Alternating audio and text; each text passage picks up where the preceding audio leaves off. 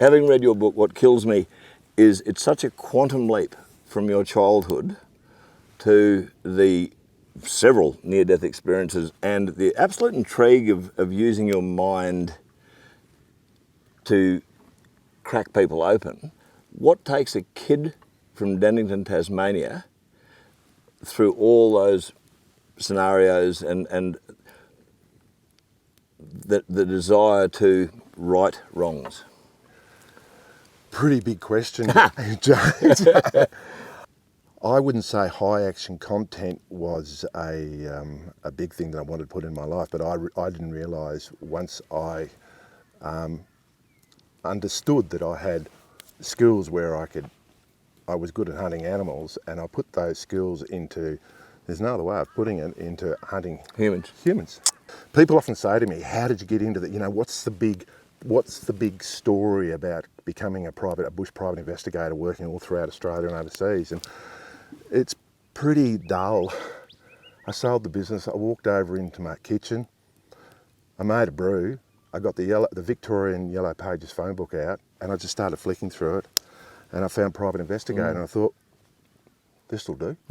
This was interesting. Reading, I was going, this guy, one of the things I really relate to is humans are actually my least favourite mammal by a long way. You know, I've spent my life working with animals and love them.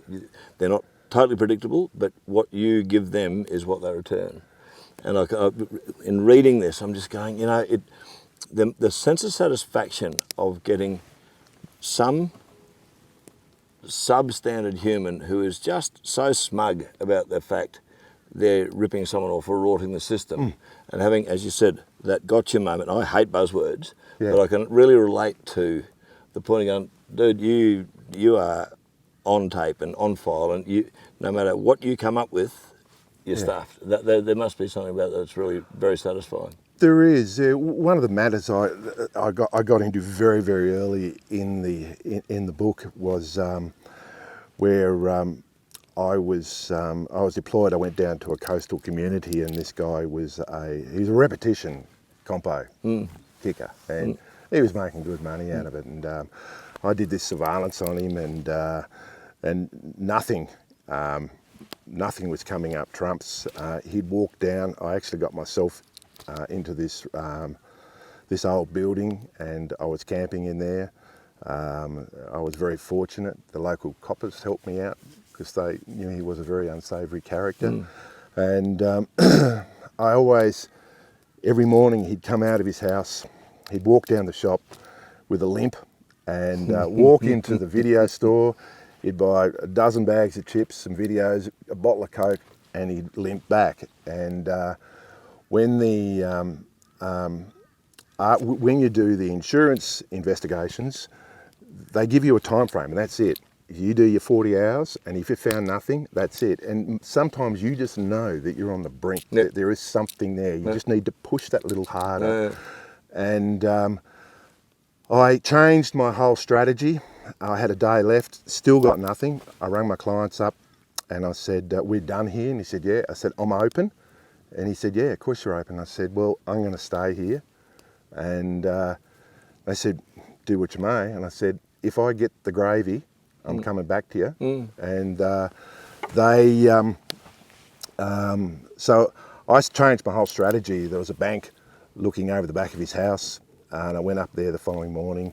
I got all set up, and lo and behold, about 7 or 8 o'clock in the morning, he walks out, and I can see him, and he pulls his sand shoe off, and he bends over, and then I see him pick up something, and he drops it in his sand shoe, and I'm looking at the camera, the video going, which I had a 2x lens on this big powerful video camera, and then all of a sudden he walks back inside, and I run around, and he's walking down the street, and he's got this bloody limp again. And I went, right. So the following morning, I goes back and I go hot on him, really close, so I can get the step where he walks down, and the cement, and I video him kicking his sand shoe off, picking up a rock, put it in his sand shoe, and drives his foot back in the sand shoe. And I'm thinking, this is better than gold. this is better than gold, old boy. You know, like it's like jumping on a horse, mate. You ain't got your girth strap on. He was doomed. And I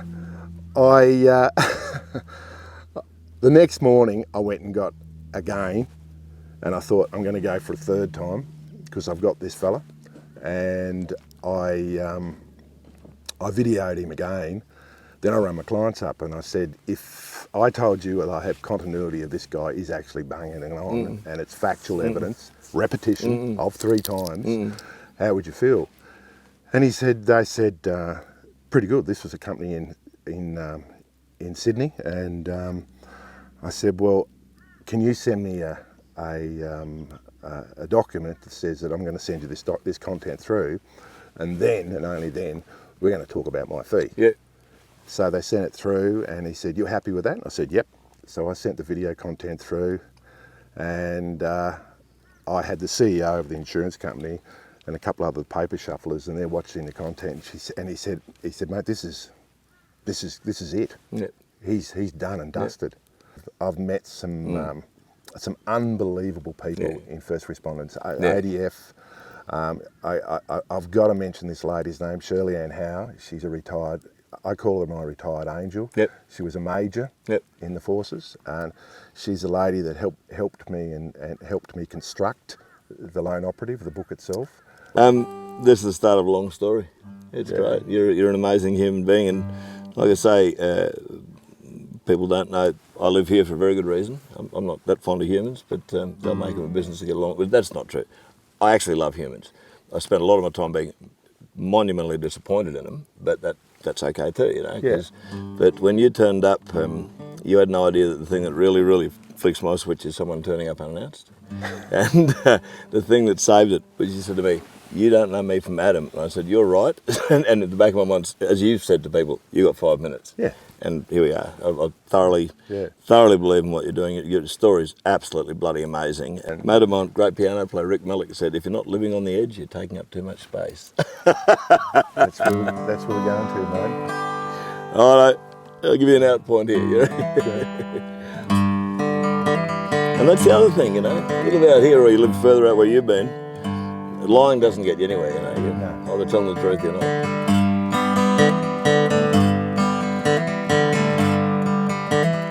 Way out west where the rain don't fall, got a job with a company drilling for oil just to make some change, living and working on the land. I quit my job, left my wife, headed out west for a brand new life just to get away, living and working on the land. If you want to see how real this is, check over there. What a change it's been from working at 9 to 5. How strange it's been. At last I get the feeling that I'm really alive. They give you a house made out of fibro cement. You don't need no money, you don't pay no rent. It's all so cheap, living and working on the land. La la la la la, la la la la la la, la la la la la la la. Living and working on the land. La la la la la la, la la la la la la la. Living and working on the land.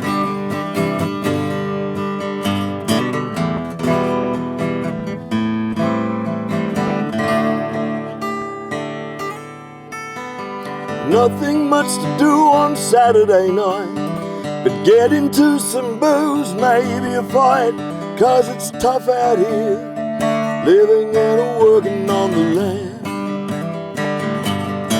What a change it's been from working that 9 to 5. How strange it's been. At last I get the feeling that I'm really alive. Way out west, where the rain don't fall, I got a job with the company, drilling for oil, and I'm never gonna leave. living and working on the land. La la la la la, la la la la la la la, la la la la la la la, living and working on the land. La la la la la la la, la la la la la la la, living and working on the land.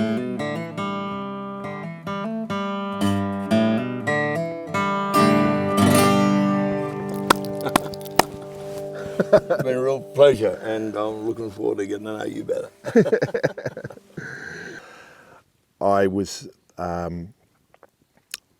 contacted by some people in Victoria, and there was a mass amount of wrongdoing that was going on in the top end of Australia, and actually all throughout Australia, where the non-compliance of our NILS system was being bastardised and what have you. And when I started reading up about it, I said, this is me. So I decided to get in contact with one person removed from the potential perpetrator.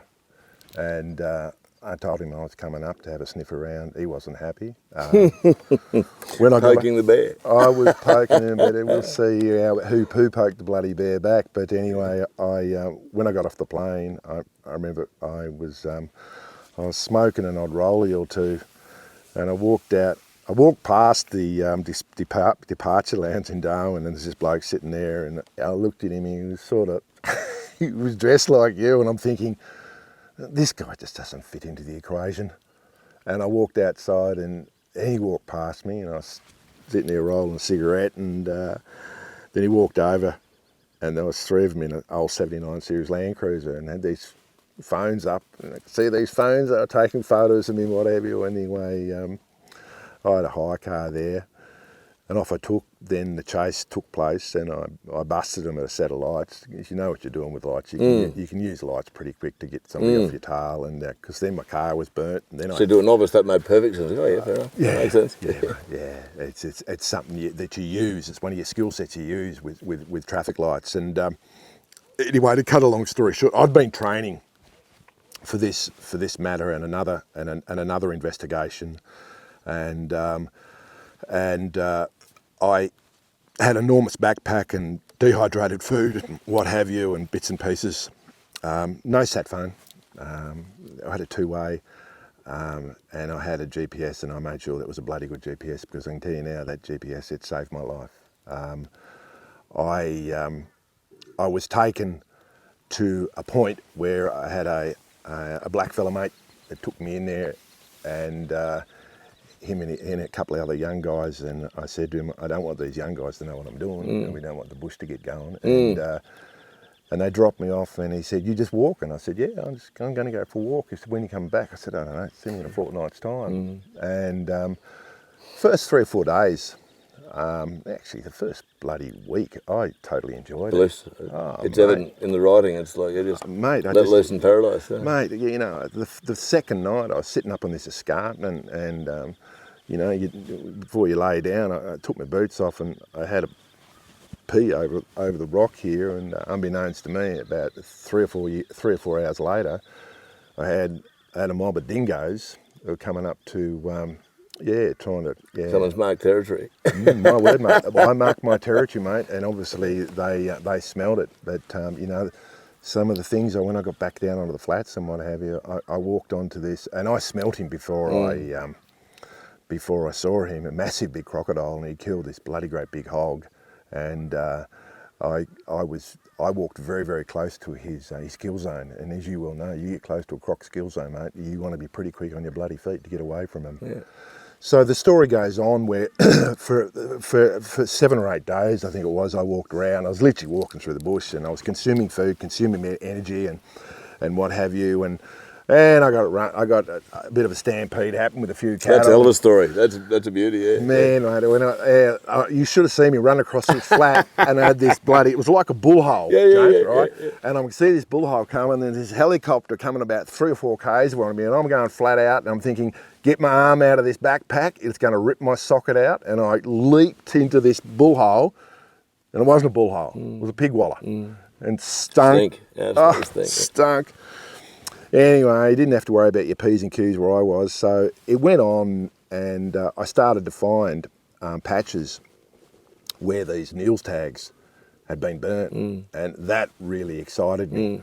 So banged off a heap of photos of them. So now I was actually collecting factual evidence. And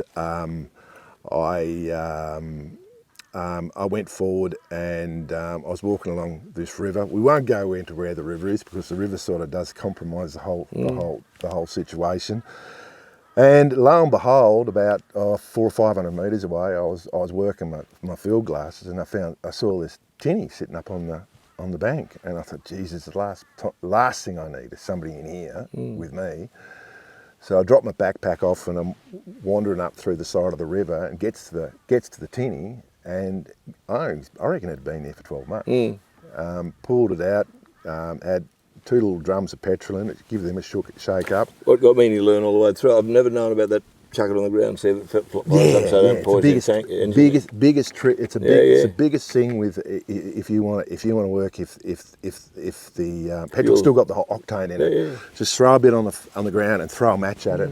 If it explodes, we're good to go. A couple of days later, things went pretty pear-shaped in a big way. I was motoring down the river, and you've seen those Vietnam movies where the chopper's coming around the corner, it's smoking or whatever. The only thing that was wrong with this chopper, there wasn't smoke coming out of it. He was about 20 metres off the water, and he took a beat line for me. I spun the boat around and started heading about 300 metres up to get underneath the mangroves. And they started shooting at me. They were unloading the high power. Yeah. 30-30 is a big slug. 30-30 is a big slug, mate. I've got fond memories of you ever tasted or smelt the cross between freshwater and saltwater. It's yuck.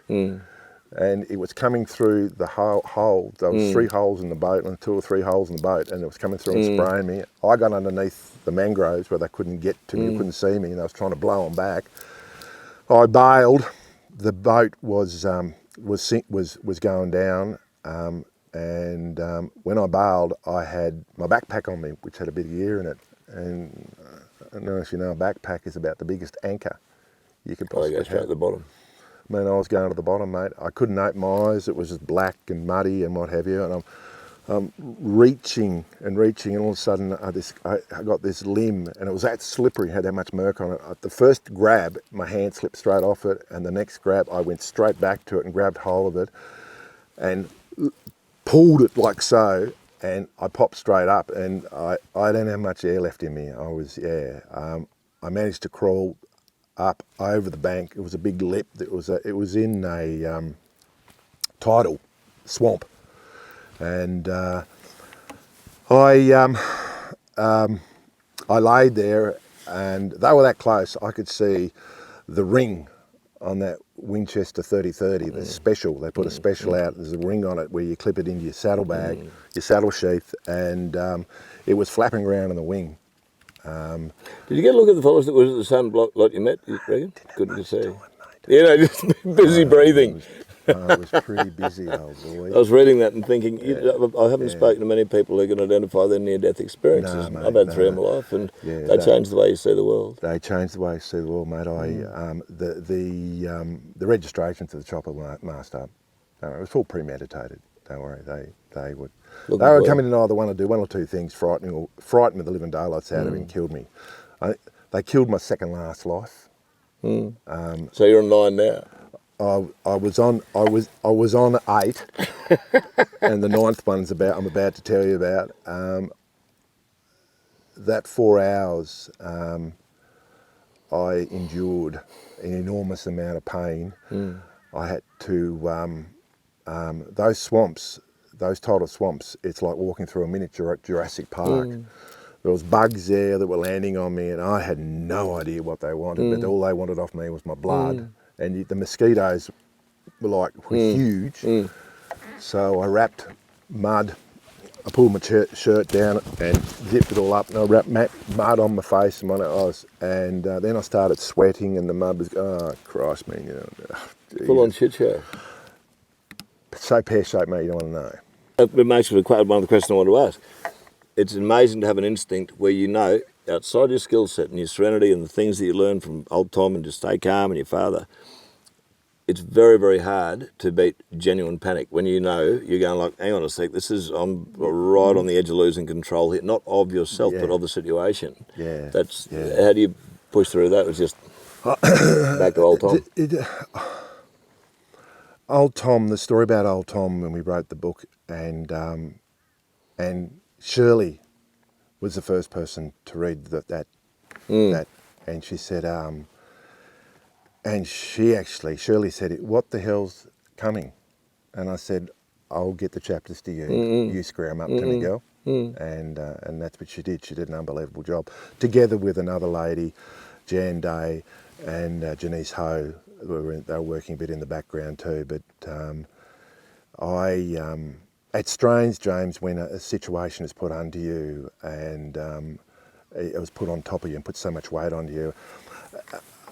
This happened 10 years ago. Yeah. I was 8 when that happened, and I'd never ever popped back into my mind until so much weight was put on me. And back to the Olympic rings, you're starting to work on the base. Mate, I can remember my father said, "Don't lose control. Hold the reins. Hold the reins." I'm sitting there shaking like a bloody leaf. When I got out of the swamp, I know what it's like when people get marooned and they're on the sea and they get onto land. Well, I was on land, but I had to keep walking, and the only way, I'd pull my GPS out a couple of times, but I'd set beelines, and because there was mangroves and rubbish everywhere, every 20 or 30 metres, I'd pull a limb down. So I'd be blazing a trail behind me, then I'd look behind me. Make sure you're going a straight line. Make sure you're going a straight line, because that's what happens when most people cock up in the bush, mate. They just go round, and then all of a sudden they get back to where they've started and break down. Very dear friend of mine, we're picking up bulls after having caught all day in Western Australia. And he knew that I was getting too big from boots, and we'd caught a dozen bulls. We had to go back and pick them up after that. And the worst feeling I've had in my life is knowing you're lost in the middle of a big, big block of dirt. Because he said, "Where are we?" I said, "I used to drive home," and I did a big circle left. That's right, you look up, and so that's the point out the Southern Cross, the first time I learned to use it properly, but it's a real sense of abandonment when you're out there, and you know you said it, there was one phrase you said, can't remember, but it was like, this is a big block of dirt and I'm on my own here. My frightening thing, it was like, I don't know what, if that GPS would have failed, I was dead. So there's so much I want to say, but it ruins the book. So anyway, so I got to ground, and I didn't realise, but I had a lot going on in a lot of sensitive areas of my body that my skin was being rubbed away, and within an hour I found myself with a limb, my jocks and my jeans hanging over this limb back there, because I had a chronic case of dysentery, and I was getting dehydrated considerably. That evening, I walked onto this billabong that I put a waypoint in, and you've got no idea how much I want to walk into that billabong. But straight in the jaws of death, without a good look. My body was telling me to go, but everything that I had left has said, don't walk into it. It's interesting, that description of the reconnoiter that they did around there, that to me is an absolute illustration of logic and calm, because in the way you described there, no drag marks, there were no reeds bent. It's like you knew before you put your body in that hole that there was nothing that was going to hit you. Yeah. I walked in there the next morning, mate. It wasn't very far after sun up, and my gosh, mate, it was comfortable. And there was, I quickly, I still carry it, 100 mile an hour tape, silver tape. I quickly got up on the bank and got a nice long pole, taped my knife to the pole, and I went fishing. And very, very quickly, I had Were they black brim or? No, it was barra, mate. They were barras? Barras, mate. Yeah, he's a nice plate barra like that. I had a job waiting for him to cook. I bet, because the protein will stop you from 100%. diarrhea. There's so much. Again, from a novice point of view, there's so much incidental information in the book. It's absolutely fascinating. Yeah. I can tell you now, I've finished reading parts of it at 5:15 this morning. Did you really? Yeah, because I have rough... Sorry. No, not at all. I've rough patches sort of usually wait between like 1 and 3. Yeah. Couldn't put it down. When I got back to my last camp, which I'd left a package of food. I did Burke and Wills. Yeah. I think the same thing when I was reading it. Yeah. I taped it up in the tree and what have you, and but Jesus, I was glad to get my teeth into that. Vegemite. On your finger. Yeah, mate. Yeah. And then I boiled it, and then I put it in my quart cup, mate. And I had Vegemite. I had put Vegemite in it. Then I had some dried soup, and I put it in it, and it's your body's craving. Yeah. The other thing I loved was the eucalyptus rub on the wound too. Yeah, that's a wound on my hand. It was the only thing that's the only thing I got off the bloody boat, and I don't know. I think I wanted to get rid of the boat to think that they had actually shot me. So I think there at one stage, I did drive my knife into the aluminium hull of the boat to get the boat to go down quick. The boat was down before I got out of the water. Yeah. I stayed there in that last camp for, I think it was a day and a half to... repair, basically. Repair. And the story has it is I could hear the road, and I got back out to the highway, and I walked out of one nightmare, mate. Again, don't tell everybody they can read the book, because I got that part and I'm going, you are fucking kidding. That's the only way to say it. I could say a lot of other things, but I was just going, you are kidding me. Another. And the great thing... Out of all those things that are described in that particular, because there's a bunch of harrowing parts in this book, but that sense of having all that lost with these two idiots, just like, and just... I laid down, they give me, we won't go into it because we'll let the readers read it, but they give me a right wall flogging. They took the card out of my camera. It was all a waste of time. Yeah, and I laid there on the ground, and blood run down me, and there was an ant on the ground, and that's how big I felt. That's a hell of a story.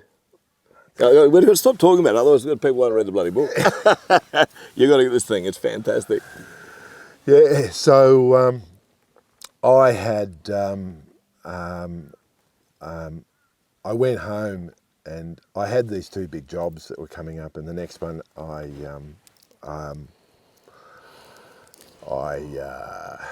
can I say? Well, it got worse, which is hard to imagine. Yeah, it got worse.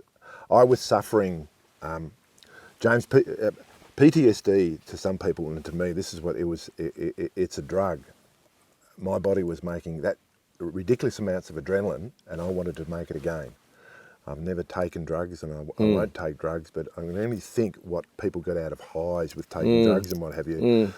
That I was making my body was making huge amounts of adrenaline, and I wanted that rush back. And on the next job, I was. And we won't go into too much because the evening... I was going to say, I better go and feed some animals before the bloody sun goes down. We will, have to, mate. I'll give you a hand. Yeah. But I was captured and tortured and bashed to a pulp. I was a fall guy. It was a terrible situation where I was led into an operation, a covert operation, where I was contracted to go in and do A, B, and C, and I didn't realise, but there were 4 extremely savoury men in there, savvy men, pardon me, that tried to hold me down. They couldn't hold me down. They got a lump of timber and put it over my chest, and they broke all my ribs on my left-hand side. I watched them dislocate my left leg, and they performed a case of of water torture. Yeah, I mean. absolutely. Yeah. Last paragraph after one of them is saying, you know, all we want as humans is to be loved, appreciated, and treated well. You know, when that goes out of balance, people aren't happy, and you're better off not being in that environment than you are suffering under it. Well, that's it. Yeah, but be it males or females, men or females, they used to say to me, and most of the time I would be interviewing them, but you know they'd turn back to me and say, well, "What are you going to do to me?" I said, "I'm going to sell you bloody closure." Yep. That's what I'm going to sell you. 100%. I'm going to So you can get that bit of, I love the story about the chick setting up the party in the background with the best mates going, that's all I need while they're pouring champagne. Yeah, We're done. Now yeah. I've got, That's it. it's a hell of a book. It's fantastic. Yeah. Thank you very much, mate. I got to ask you, what's the guitar? Is this instrument here? This has been around a fair while. Well, it has, and Willie Nelson had a hole in his guitar called Trigger. This is a Cole Clark. Cole Clark's a hell of a story. Maiden with the Australian guitar forever. Yeah. There's a period of time that a couple of fellas got in charge of Maiden and said, knock them out as quick as you can, just make them cheap and nasty. And these two luthiers, the guy who made the guitar, said that's not what the brand is about. So they went and started their own company. Is that was right? Cole and Clark. So this is the quintessential Australian guitar. And I've been endorsed by them and played them for 16 years now, and tried to give Christopherson one when I toured with him. Really? Didn't want him at the start of the So you tour. met Chris? Yeah, I've worked with him 6 weeks. Did you? Like you, I've just been blessed with the most amazing people. When you pull these out of the box, I've thought to myself, I've been looking for this style of work boot for about 15 years. Yeah. And I said to you when you went away that day, having left a pair behind, I said, everything about this tells me you've worn out a lot of boots coming to this design, because everything about them is right. So the all-rounder, fantastic. Thanks very much. We're going to Go and feed some animals. go and feed some animals, and then go and feed ourselves, and possibly have a couple of ales, mate. Why not? Thank you very much, James. Absolute It was pleasure. lovely to meet you. The real deal's hard to come by, mate, and you're it. Thank you.